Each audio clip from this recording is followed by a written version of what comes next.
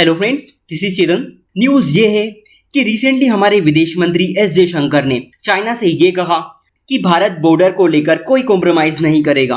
विदेश मंत्री का ये स्टेटमेंट तब निकल कर आया जब भारत और चाइना के बीच बॉर्डर इशू को लेकर 29 नंबर की डिप्लोमेटिक टॉक चल रही थी। समझेंगे क्या है पूरा मामला, हमारे विदेश मंत्री ने और क्या क्या कहा।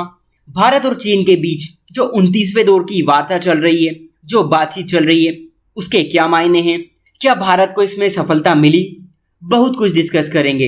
फ्रेंड्स, आप जानते होंगे कि 2020 में गलवान झड़प के बाद इंडिया चाइना बॉर्डर पर सिचुएशन एक वॉर की तरह हो गई। दोनों देशों के ट्रूप्स बहुत सीरियस हैं। चीन बेफालतू में भारत को उकसाने में लगा हुआ है, लगातार बॉर्डर पर अपनी सेना को बढ़ा रहा है। उसके जवाब में इंडिया ने भी ऐसा ही किया।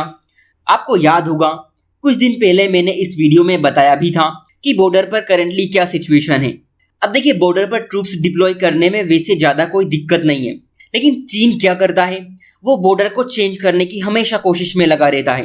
अब ऐसे में होता यह है कि भारतीय सेना और चीन की सेना में लड़ाई की सिचुएशन आ जाती है। आपने बहुत सारे वीडियो में देखा होगा कि इंडियन आर्मी ने चाइना को किस तरह दौड़ा दौड़ा कर पीटा था, लेकिन दूसरी ओर भारत सीमा पर शांति चाहता है। भारत का ये मानना है कि चाइना बॉर्डर को चेंज करने की कोशिश ना करे, वो अपने ट्रूप्स को हटा ले, वरना हमारी सेना इसका जवाब देने में पूरी तरह सक्षम है। प्रॉब्लम यह है कि चीन इन बातों को नहीं समझ रहा, या यूं कह लीजिए कि वो समझना ही नहीं चाहता। अब ऐसे में कन्फ्लिक्ट की सिचुएशन क्रिएट हो जाती है। आपने सुना होगा कि हमारे आर्मी चीफ ने कई बार ऐसा कहा भी है कि LAC पर यानी लाइन ऑफ एक्चुअल कंट्रोल पर सिचुएशन बिल्कुल ठीक नहीं है। ऐसे में दोनों कंट्रीज की ये रिस्पॉन्सिबिलिटी बनती है कि वो बॉर्डर पर पीस मेंटेन करें, लेकिन चाइना आजकल बहुत ज्यादा ही उल्टा चल रहा है। और इन्हीं चीजों को देखते हुए भारत और चाइना के बीच डिप्लोमेटिक चैनल के थ्रू बहुत सारी बातें चल रही है कि बॉर्डर को स्टेबल कैसे बनाएं। रिसेंटली की गई मीटिंग इसी का एक पार्ट है, जिसे हम 29वें दौर की वार्ता कहते हैं। इस मीटिंग में ये बात रखी गई कि LAC के वेस्टर्न पार्ट से दोनों की सेना पूरी तरह पीछे हटे। इसी के साथ LAC पर जो रिमेनिंग इशू है उसके बारे में अपने व्यूज को इन डेप्थ एक्सचेंज करें। लेकिन क्वेश्चन ये है कि इस मीटिंग के आउटकम्स क्या निकले। देखिए, बात ये निकल कर आई कि दोनों पक्ष डिप्लोमेटिक एंड मिलिट्री चैनल के थ्रू इसी तरह आगे बातचीत करते रहेंगे। बायलैटरल एग्रीमेंट एंड प्रोटोकॉल के थ्रू बॉर्डर पर पीस मेंटेन करेंगे। इन दोनों मुद्दों पर दोनों पक्ष सहमत हुए। स्टेटमेंट में यह भी कहा गया है कि देपसांग और डेमचोक वाले इलाके में अभी दोनों पक्षों के बीच कोई सहमति नहीं बनी है। आप ये मैप में देख सकते हैं, यह है देपसोंग प्लेन और यह है डेमचोक वाला इलाका, आप ये देख सकते हैं। इसी तरह की जो पहले बहुत सारी मीटिंग हुई उसमें भारत को काफी हद तक सफलता मिली है, जिसमें दोनों पक्षों ने पेंगोंग लेक, गोगरा और हॉट स्प्रिंग वाले इलाके से अपने सैनिकों को वापस ले लिया। देखिए, जो देपसांग प्लेन है उसका अपना एक अलग महत्व है।